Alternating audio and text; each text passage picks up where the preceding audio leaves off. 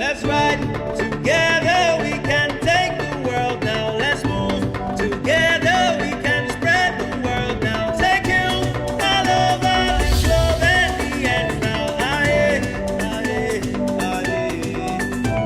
Together we can grow, we can climb the ladder. Together we can build, we be strong forever. Together we can fly, the battle is over. Aye, aye. We just take up money. Akuna Matata, we celebrated. No worries forever.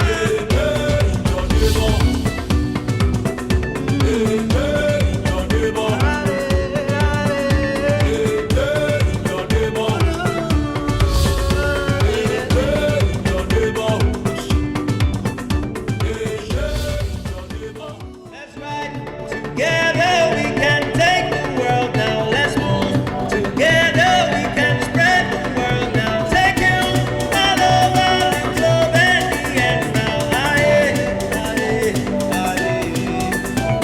Together we can grow, we can climb the ladder. Together we can build, we be strong forever. Together we can fly, the battle is over. Aye, aye. We just take up money. Akuna Matata, we celebrated. No worries forever.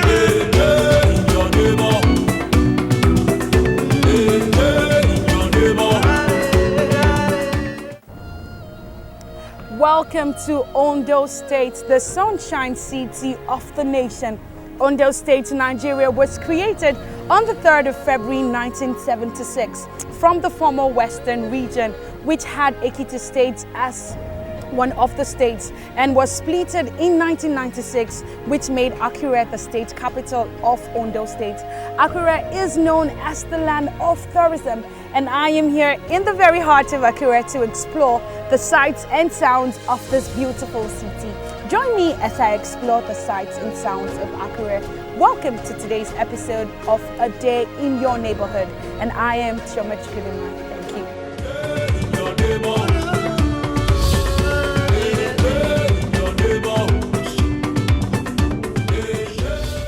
Akure, a city in the southwestern region of Nigeria, is the largest city and capital of Ondo State. Akure has the population of approximately 387,087 people. The Akure Kingdom is ruled by an Oba who bears the title Deji of Akure. The city is largely dominated by Yorubas, who speak various dialects of the Yoruba language, such as the Akoko, Akure, Akoi, Idonre, Ikale, Ilaje, Ondo, and Owo, with a minority speaking the Ijaw language. Akure is characterized with a beautiful landscape, and scattered all over the city are rocks and hills that gives it a tourist feel.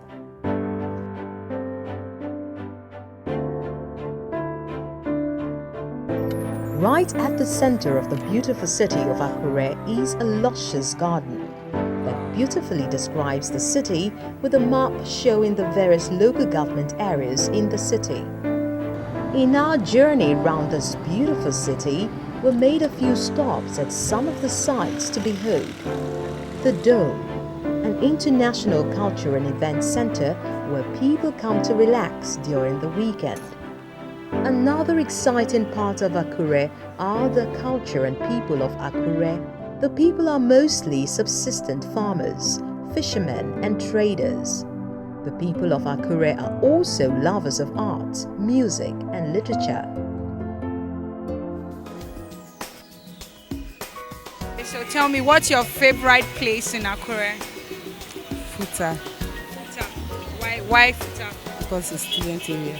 Because it's... It's a student environment. Are you a student? No, Okay, so why would you like student I environment? love to stay with. You love to stay where there are young people. Born and bred in Lagos from Delta State, but I see Akure as a very peaceful place. Ondo State as a place developing fast in terms of, in all ramifications. What do you love about Akure? Everything about, In fact, the weather, I like it. In fact, I prefer it compared to Lagos. You know, the hustle and bustling everywhere is all, but yeah, it's cool all through. What do you love about Akure? Akure is peaceful and the people there are welcoming. That's the main reason why I love to stay in Akure. And there is no all this hustle. You can get anything you want at any time without struggling for it. That is the best thing I love about Akure. What's the food here in Akure? Take any food. Okay, so tell me, what's the staple food of Akure? Akure is a city, so we eat varieties of food. Though locally, we take something like pork curry and all those stuffs here, but naturally we take any food.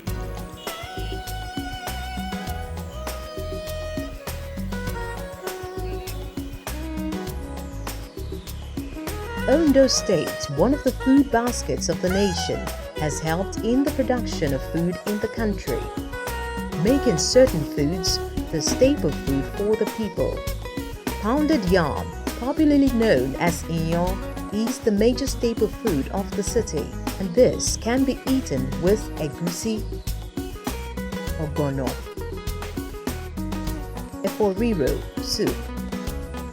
Also, one of the staple food is bean cake, popularly known as akara, moi moi, and amala. The dressing of the people of Akure is peculiar to them, as the men dress in buba, esiki, and sakpara, which is regarded as ewu, awotele, and these attires can be worn with different types of shokoto. Men's dressing is considered complete without a cap, popularly known as the fila, that can be compressed to various forms.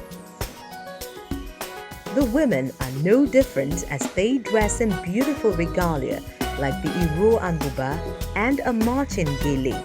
Just as the fila is considered important, so it is. They also have the ibono and ipele that usually hang on the left shoulder and stretch from the hind to the fore of the body. Also worthy of note are their accessories like the ileke, egba orun necklace, and the egba ese leg chain. The people can also be recognized as their men go about with a low cut and clean shave. The reverse is the case for the women, as their hair is considered as the glory of the woman, and they weave the hair into different styles like the shuku, alagogo, elede, and kojusoko.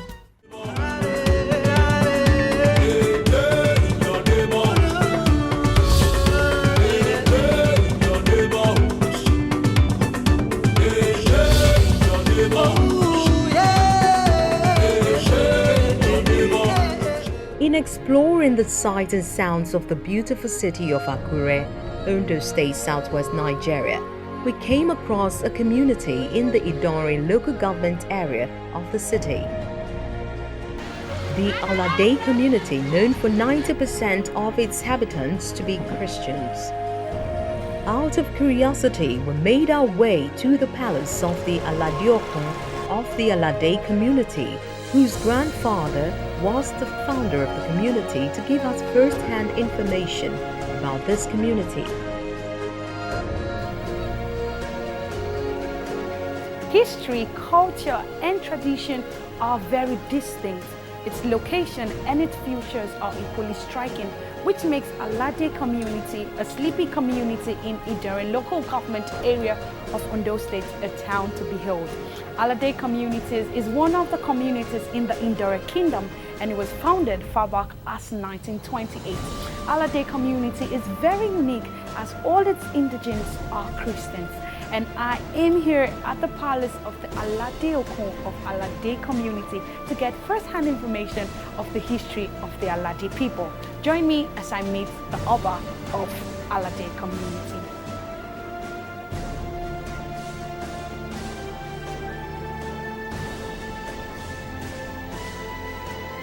During our research, we read that the community had churches on every street, but the Kabiyesi told us otherwise. We came down from the old city called Akure. It's right up there, where everybody lived in a cave.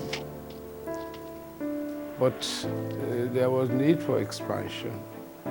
There was need for civilization. There was need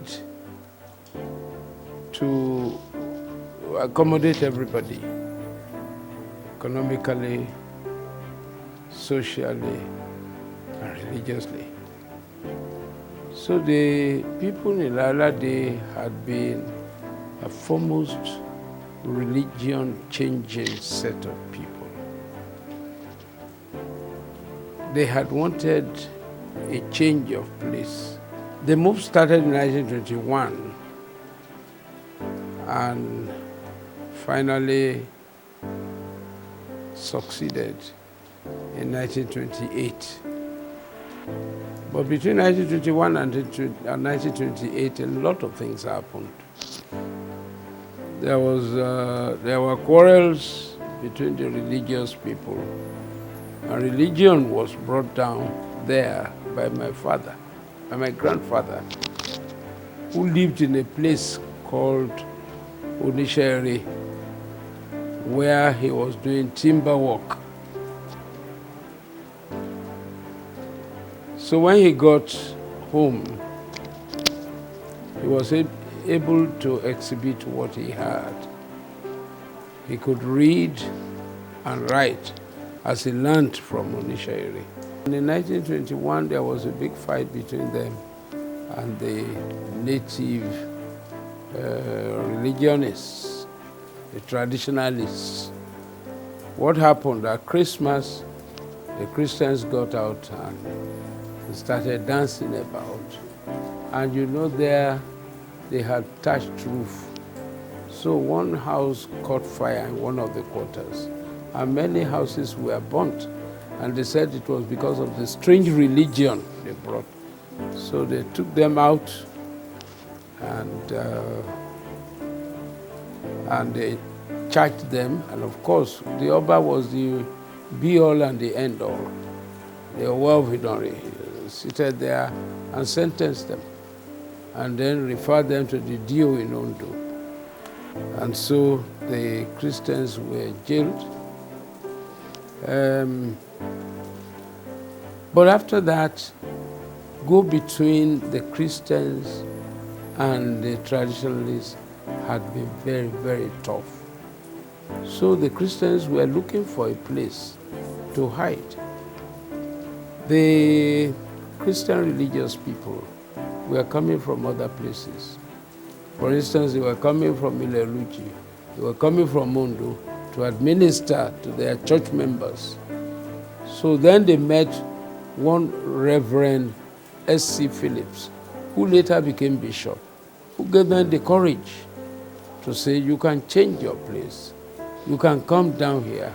And he used the natives to tell the Owa, and then they came down here.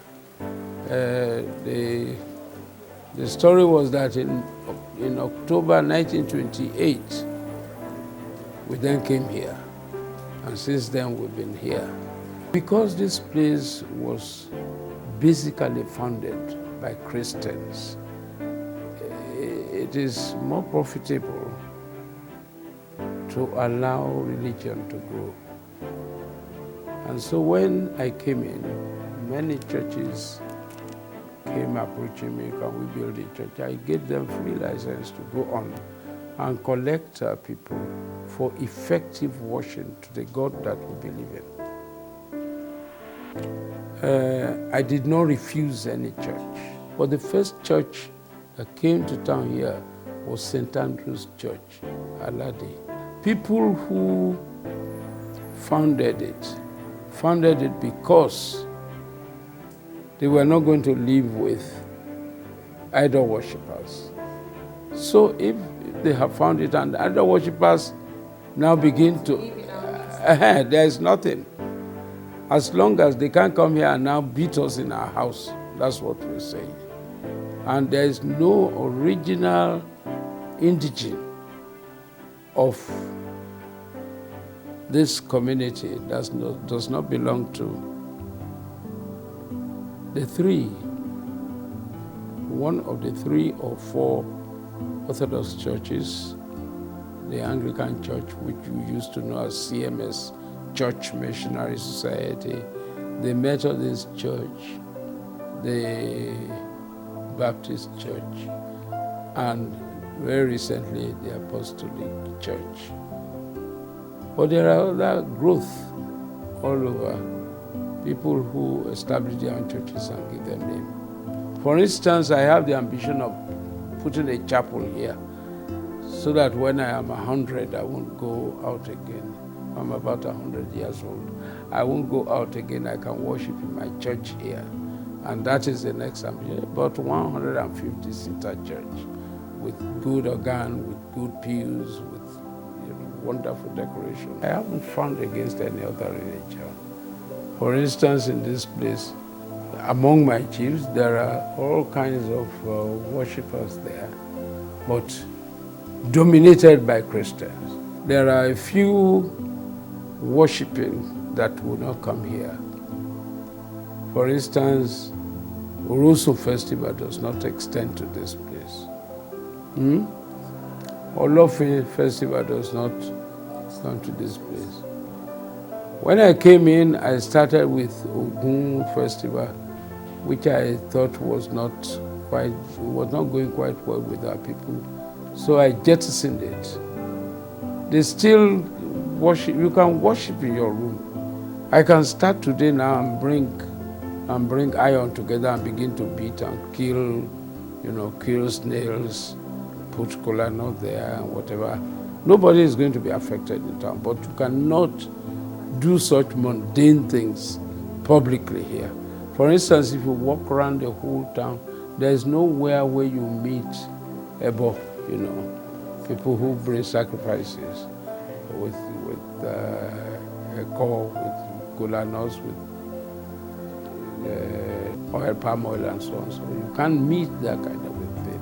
Being a person of authority, we also spoke to the Aladeokun of Alade community, who told us about Ondo State and its beautiful people.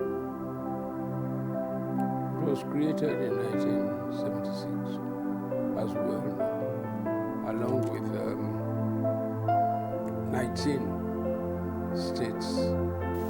From 4 premiers, he moved to 12 governors, not 12 premiers this time. From 12 governors, he moved to 19, so Ondo State came in, which embraced the whole of what we used to call Ondo province. Yes. Comprising the whole of Ekiti and the whole of Ondo to the riverine areas. That was Ondo province. And the provincial headquarters was in Akure. They are dressing. Just the way I'm dressed. No, not every Ondo man. What is on top of my dress is a little bit cumbersome for the ordinary man. They will give room to you as an Oba to do your usual 1,500, but not everybody. Imagine everybody wearing agbada. So people had cut down their dresses to buba and shokoto. But there's still the Western influence a lot with our people. If you go to the offices, you will know that we are still very Western. We're still very British, because at least 80% of the people would go in shirt and trousers and jackets. Even the banks, they are trying to do some orientation now. On Fridays, they ask them to go simple. They ask them to go native. I had noticed that. If you want 10 young men from here, and you take 10 young men from your state, and you go to Lagos, you take 10, you discover you can't find out what the difference is. Because politically, they had come together. Economically, so dress-wise, they would just be normal. That is, the Yoruba language is there. The Izo people who are at the riverine areas, they still have the Agberi, that was the riverine part of Ondo State, would still speak their own dialect, or their language, if you like. But if you want to listen to it, some of the people in Akure too, that is, I was talking about Ondo South, in the riverine area. In the northern area, it's like you talk of the Delta area, where next village might not understand the village before it, So if you go to Akure, the same thing. There are places in Ondo State where I cannot decipher what they're saying at all. Like in Akure, like in Ose local government. There's a place in Ose local government where Bodiola Jumoke comes from, Imeri. You can't believe that it's part of Ondo State. Theoretically, it is Inyo. But I can tell you that most people eat noodles and rice more than anything. Let's face it. But there are a few dishes that could pass, like roasted yam, roasted plantain, even cooked plantain with garden eggs and so on. A lot of people do it because it is easy to get to your backyard. If there's anything that you really can gain in living in a place like this, that you cannot be totally hungry. You might talk of monotony, but you can't talk of I can't find anything to eat. You will find something to eat. Where they stand unique is the sense that somebody could speak another language and say he's from Ondo State. That's part of the uniqueness of the state. Like you want to have a good broadcasting house, you have many dialects in it, you have many languages in it. If you want to satisfy everybody, you can come on television and count 4 languages, 16 dialects, That's a unique, it's a unique presentation of Ondo State. That's right. Together we can take the world now. Let's move. Together we can spread the world now. Take you all over the globe and the end now. Wow, yes, you've heard it all directly from the mouth of the Alade Oku of the Alade community. And it was an amazing time today hearing so much history. And like he said, history comes with age. And I'm sure you've learned a lot about the Alade community and how 65–70% of its indigents are Christians and how they accommodate non-Christians as well. Love is the flag flown in the castle of the heart of every Christian. Thank you for watching today's episode of A Day in Your Neighborhood, and I am Chioma Chukwudinma. Thank you very much.